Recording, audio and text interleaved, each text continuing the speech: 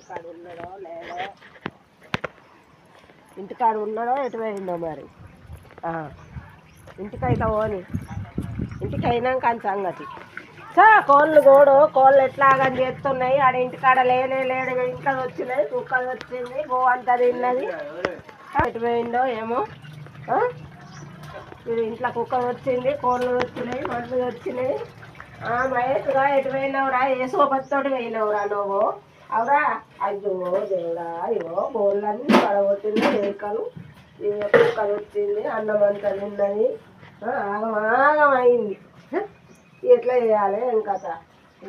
ఇవన్నీ బోర్లు వేసినాయి, కుండలు గంజులు అన్నీ. ఎట్లా చేసింది ఏం కథ? ఎటు పోయిందో రానైతారా?